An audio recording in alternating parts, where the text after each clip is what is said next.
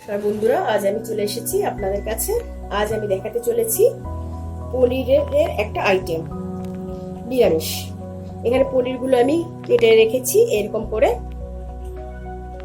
আর তার সাথে নিয়েছি টমেটো কুচি, দুটো লঙ্কা, আদা, আর নিয়েছি ক্যাপসিকাম কুচিয়ে রেখেছি।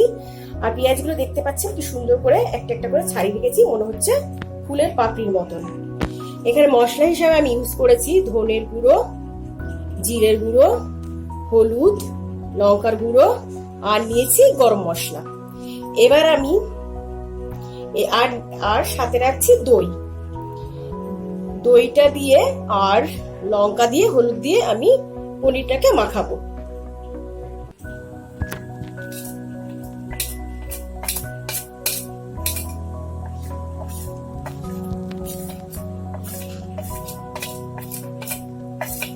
এবার আমি দই নেব,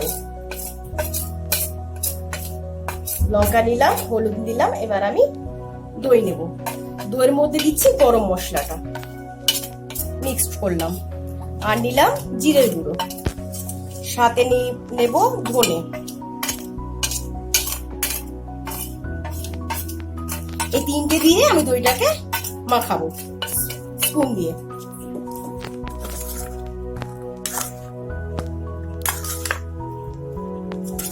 এটা চাইলে আপনারা হাত দিয়েও মেখে নিতে পারেন, আমি স্পুন দিয়ে মাখছি। হাত দিয়ে মাখলে ভেঙে যাবে না, কিন্তু এখানে আর সাবধানে মাখবেন যাতে ভেঙে না যায়।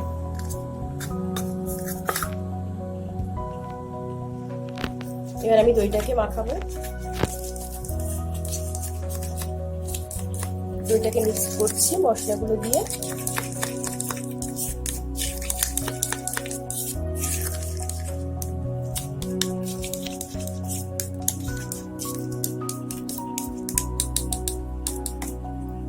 এই হলো আমাদের আজকে পনিরের রেসিপির সরঞ্জাম। আমি আর 5 মিনিট বাদে আপনাদের কাছে ফিরে আসছি বন্ধুরা। হ্যাঁ বন্ধুরা, এবার আমি কড়াইতে পরিমাণ মতো সাদা তেল দিয়ে দিলাম।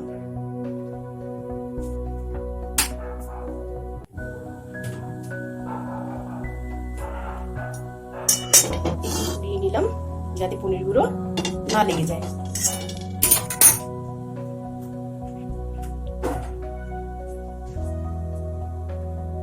এবার আমি ফোড়ন হিসেবে দিলাম জিরে।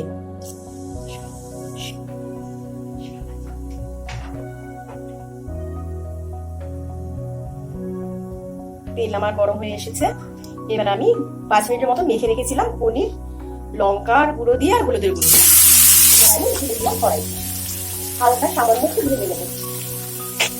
এটা আমি বেশি ভাজবো না, জাস্ট একটুখানি অল্প ভেজে নেব। সাবধানে নাড়াচাড়া করতে হবে যাতে ভেঙে না যায়।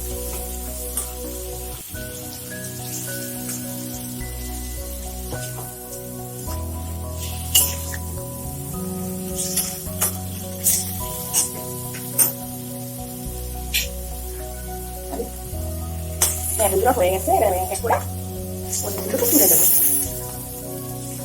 আমি কিছুক্ষণ পরে ফিরে আসছি বন্ধুরা আপনাদের কাছে। হ্যাঁ বন্ধুরা, এবার আমি কড়াইতে দিলাম ক্যাপসিকাম কুচিয়ে দেবো, হালকা করে ভেজে দেবো। আর সাথে দিলাম পেঁয়াজ কুচি দেবো। এবার আমি আদা আর টমেটো মিশ্রণ দিয়ে সেটা দিয়ে দিলাম কড়াইতে। দিয়ে দেবো ভালো করে।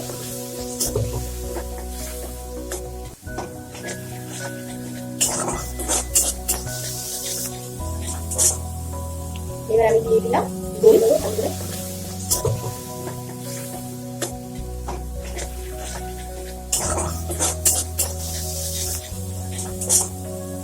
এবার আমি দিয়ে দিলাম দই, জিরে, ধনে মেখে রেখেছিলাম সেটা দিয়ে দিলাম।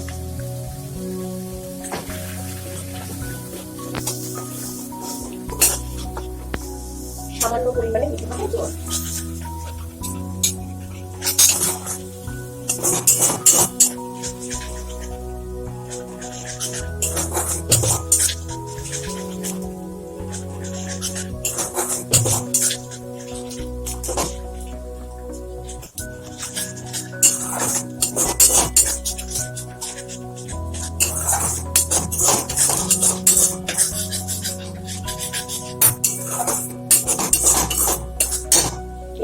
পনিরগুলো ঢেলে দিলাম, সাথে ক্যাপসিকাম কুচিগুলো আর পেঁয়াজ কুচিগুলো ছিল সেগুলো দিয়ে দিলাম।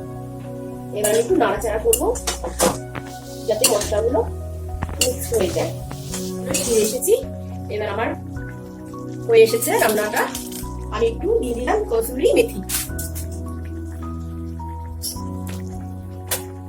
এবার আমি গ্যাস বন্ধ করে নামিয়ে নেব একটি পাত্রের মধ্যে।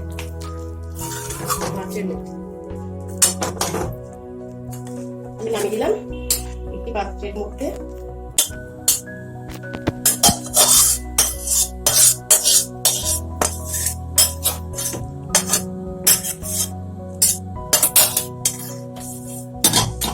আমার পনির কষা হয়ে গেছে। এবার দেখতে পাচ্ছেন একটা সুন্দর কালার এসেছে আর সুন্দর একটা গন্ধ ছাড়ছে। এবার আমি একটু খেয়ে দেখবো কেমন হয়েছে।